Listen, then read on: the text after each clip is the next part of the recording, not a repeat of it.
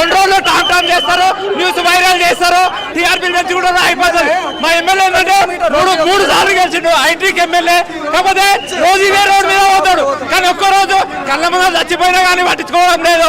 ఇంకా ఎన్ని రోజులు ఎంతమంది ప్రాణాలు పోతే ఈ రోడ్డు మరి పనులు స్టార్ట్ చేస్తారనేది మాకు కావాలి. చాలా ప్రమాదాలు అవుతాయి. ఇది ఒకవైపు వన్ వే కావడంతో వెహికల్స్ అన్ని స్పీడ్గా వస్తాయి, ఒకవైపు ఇది కేంద్ర ప్రభుత్వం ఆధీనంలో ఉంటుంది. కాదండి, మేము ఇక్కడ లోకల్ ఉండే ప్రజలము.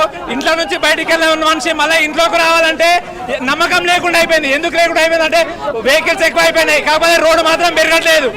ఎన్నిసార్లు వేసినా మిగతా ఎమ్మెల్యేలు అందరు కొట్లాడి వాళ్ళ ప్రాంతాలకు రోడ్డు తీసుకుపోవట్లేదా? నిన్న మొన్న అయినా Hyderabad Vijayawada road already start అయిపోయింది, మరి ఈ రోడ్ ఎందుకు స్టార్ట్ అయితే లేదు? అంటే ఇక్కడ ఉన్న పాలకులు కరెక్ట్ లేదా? వాళ్ళకి చేతన అయితే లేదా? వాళ్ళకి చేత కాక ఇదంతా చేస్తురా? ప్రమాదం జరుగుతుందండి. ఈ రోడ్డు మీద పోవాలంటే భయం అవుతుంది. ఇక ఇంత ముందు మార్కెట్ దగ్గర ఆలూరు గేట్ సమీపంలో అయింది.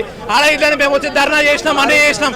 కాకపోతే వాళ్ళు ఏం చేస్తారంటే మేము చేస్తున్నాం అని చెప్తున్నారు. ఏదైనా ఉంటే కేసు వేసిందండి. వేస్తే ప్రమాదాన్ని ఉన్నవాడు ఏమైనా చనిపోతే మనకి బాధ ఏందనేది అర్థమవుతుంది. అలా చెన్నైలో కేసు వేసిర్రు, రీసెంట్ గా ఏదో ఉపసంహరించుకుందామని చెప్పారు. అది అయిపోయిన తర్వాత అయినా సరే రోడ్డు పనులు వీలైనంత తొందరగా ప్రారంభించి ఇక్కడ ఉన్న జనాల ప్రాణాలు కాపాడాలని మేము కోరుకుంటున్నాం. అంటే చిన్న రోడ్డు వల్ల ప్రమాదాలు అవుతున్నాయా?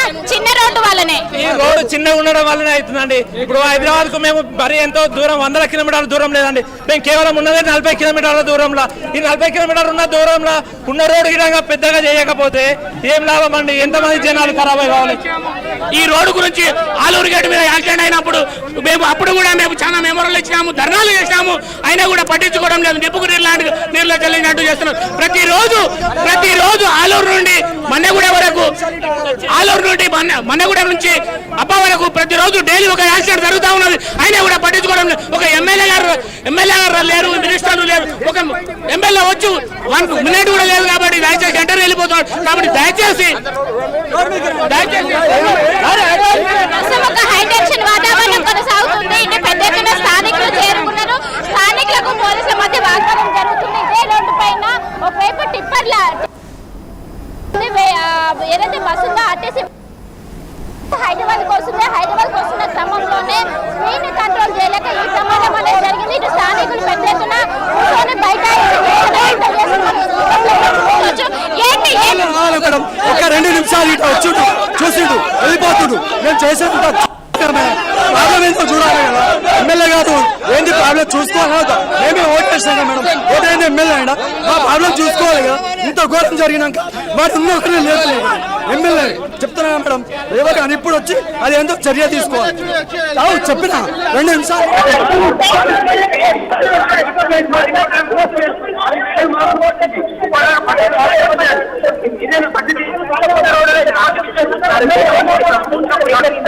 ఇదేనా పరిస్థితి? ఇంత రోడ్డులో ఇంతమంది బిజినెస్ ఇంతమంది పోతున్నాం పొద్దున.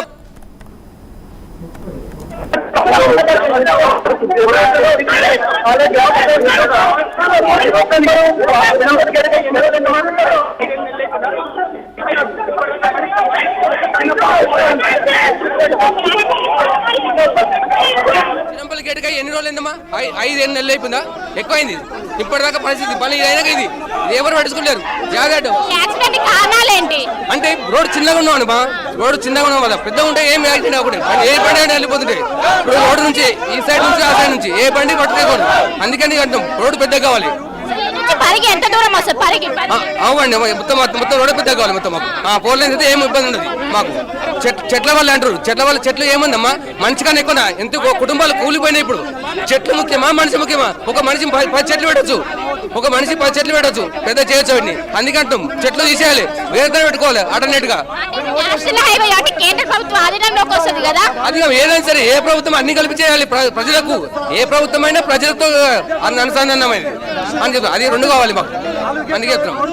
ఈ రోజు మరణించిన వారికి ఏంటి ఎలాంటి సాయం అందించాలంటారు? ఏంటి ఈ రోజు చనిపోయిన వారికి తక్షణమే చర్య తీసుకోవాలి. ఎలాంటి లేకుండా వేసుకోవాలి.